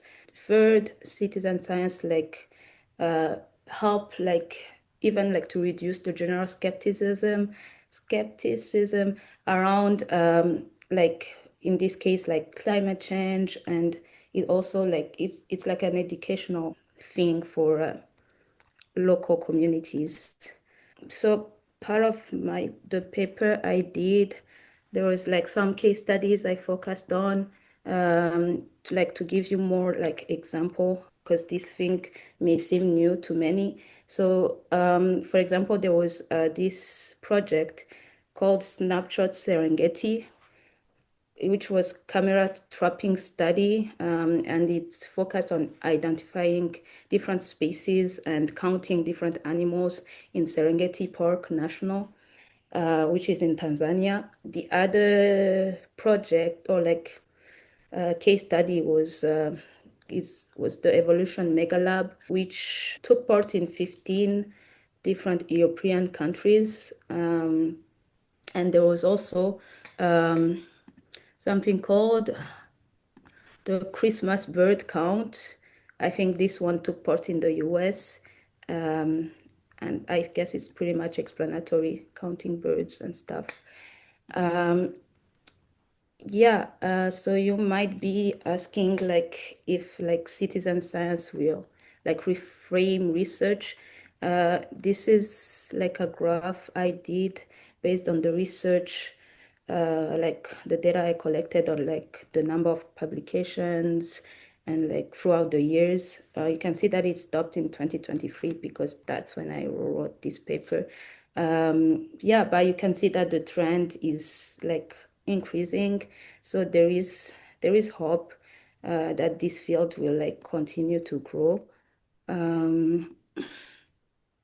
And this is a chart on like the different areas of study where like citizen science has been implemented, you can see that there is a huge number of publication in the environmental science and also biology. But there's still like some fields like humanities and chemistry, I don't know, which don't have that many publications on citizen science. So like what are the challenges and some of the solution that like in citizen science? Most times like some researchers, they don't value local ecological knowledge. Local ecological knowledge can also be called like traditional ecological knowledge or traditional knowledge. I think like as an example, like in Burundi, for example, with the Lake Tanganyika, we have like fishers that they have knowledge on like the wind patterns and the time where they will get more fish and everything, but they don't have like the scientific terms like to like call those things. But still, they have more knowledge than like a scientist or researcher who would just come from like outside of the country. So sometimes like researchers, because they say like, oh, these people did not study biology, physics, or all these sciences. They undermine like the local knowledge of the communities. And sometimes they are like, oh, these people, since they are not acclimated to working in labs and everything, they won't have the right tools provide or like present the results in a good manner. Also, another challenge is like the demographic can be of like the volunteers can be sometimes like it's hard to spread out the demographics. I'll talk about it in another like research I did.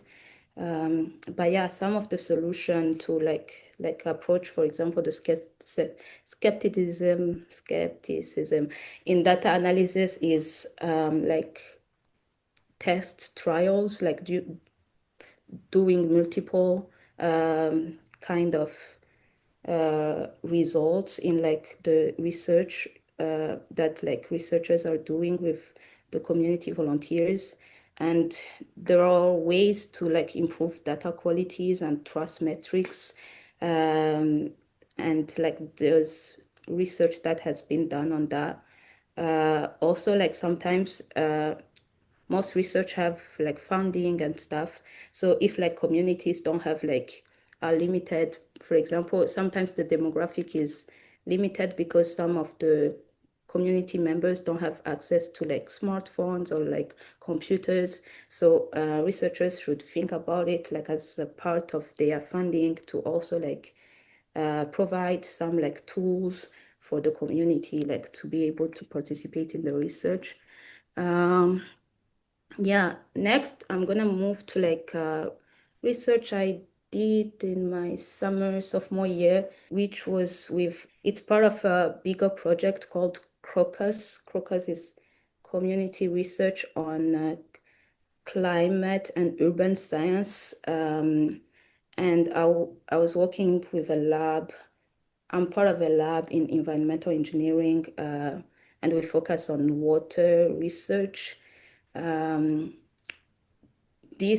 this project, we were looking at Chicago communities, in fact,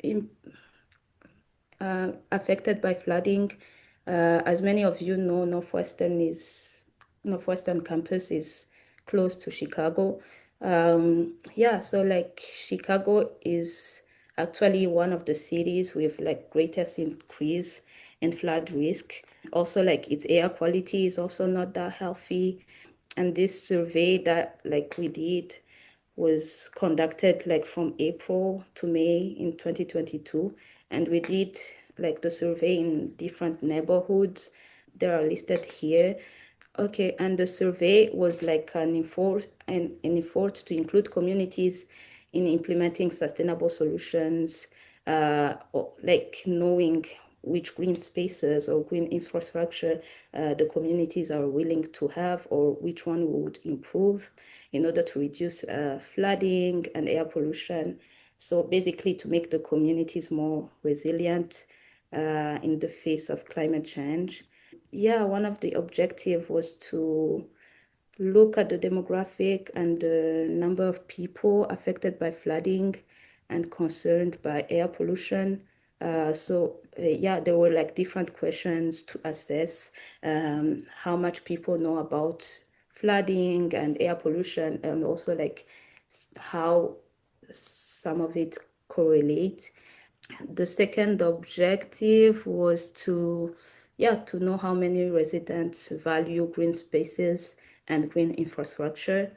So this is like a chart I did after looking at the survey data. You can see that most people, they are like, green spaces can help manage flooding. They're like, yeah, there is a 76% were like, they're okay with that. Some people were neutral, other people disagreed. But FYI, we did, like, this was a small like community. We had like 47 like or 50 people to answer those survey questions. So this is just some raw results. We can speak like from the whole general community, but you can see that like there is like most people were like understanding about the importance of green spaces and green infrastructure. Yeah, and then last, gonna talk about the speculations, limitations, and recommendation of like that research. Oops.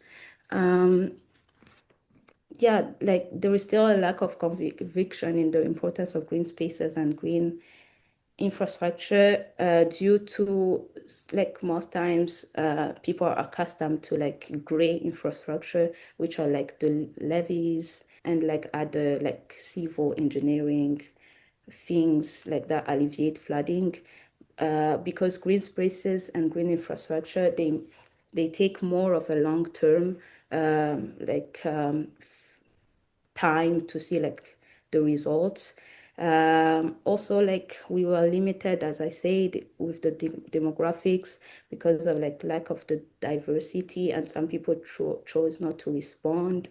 But then as a recommendation is like there should be more research done in the like correlation and intersection of the importance of green spaces and green infrastructure for flood reduction and air quality control, and more like educational campaigns in the communities for like green space, for the importance of green spaces and green infrastructure. Yeah, this is what I had for you. Thank you very much. Thank you, Ciella, for the presentation. You said that citizen science is gaining momentum as one of your charts showed it. So I would like to ask if there is a significant difference between like the outcomes of research done using citizen science or other typical way of doing research. Is there like a significant difference in outcome? Thank you. Yeah, thank you, Trésor, for the question. I think not necessarily the outcome, but citizen science is great because it allows the local communities to be involved in the research. Because as I said, most times like scientists don't have like the ability to stay in one place and like monitor the research over long term. And as you know, all like climate change is like a long-term thingy to like organize, like analyze. And so it's great when like local communities are able to be involved, and also it serves as a tool for them to be educated on like that science or like climate change. And what else was I gonna say? And like like it's like I don't know, it's what's this term? Like it's destroyed that like thinking that like, oh, only researchers, only people who go to academia can like collect data and analyze data, but it's like put people more together, because like scientists can train local communities on like how to like collect data and analyze it themselves. Obviously there are there are some limitations, like there are because like those local communities maybe can't access all the like scientific jargon and everything, but still I think it's a great thing that will like can revolutionize like research. Thank you, Ciella, for the presentation. If I'm not mistaken, my understanding of citizen science, as you say, is to involve the people to be part of the solutions of the effects of natural disasters, let's say the floods or air pollution, as you say. So my question is to know if you only go around and sensitize or raise awareness of how to cope with that, or do you also show them like measures to take before those disasters happen? Like even though they cannot prevent them from happening, but maybe lessen the effects when they hit them. It's a bit complicated because like with climate change, it's like it's like an ongoing thing. You can say like, oh, we go to a community before like to prevent, and there are different like cases.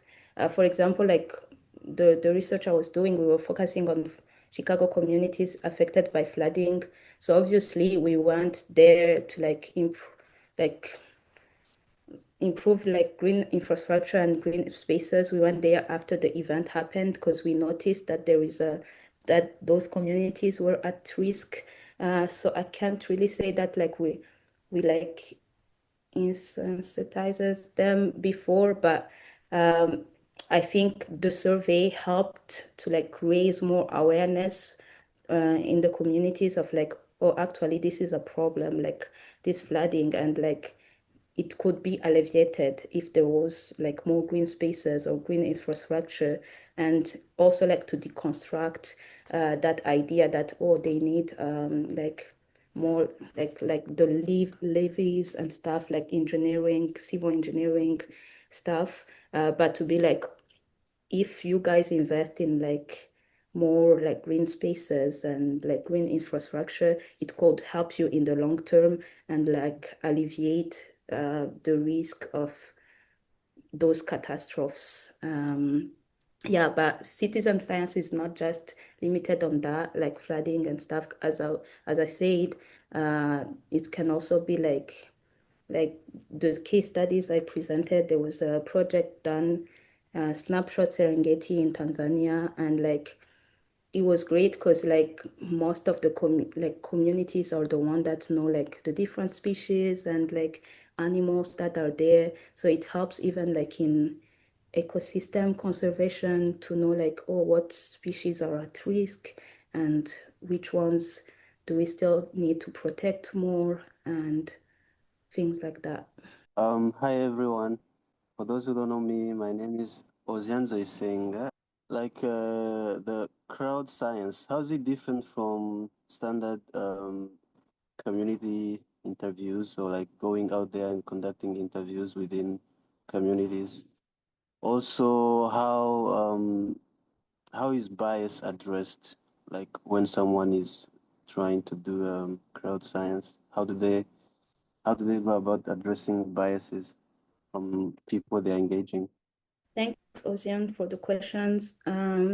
So citizen science or crowd science is different from like just asking, going around and from survey, because you actually let like the community volunteers to like collect themselves like the data, and not just like, for example, if the like for the case of like bird counting, you don't ask them, oh, how many birds have you seen like in the past 3 months or something, but they actually go out there and like like get their camera or the tools they need, and like actually count the birds themselves and like upload the results. So like I guess that's the difference. Like you let them do the research. Obviously, the scientists and the researchers will guide them and will, like,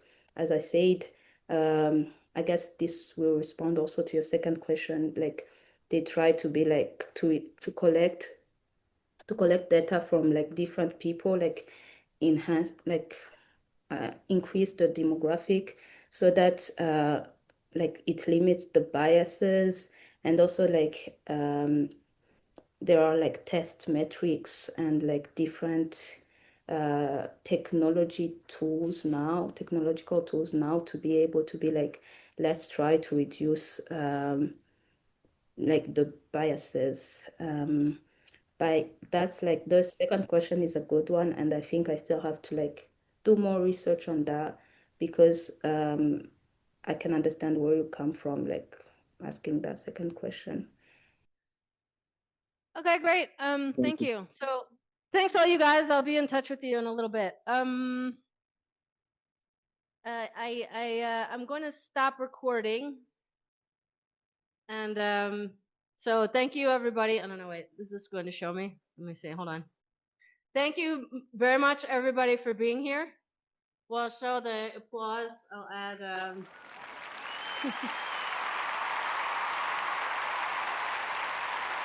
okay, and until next time.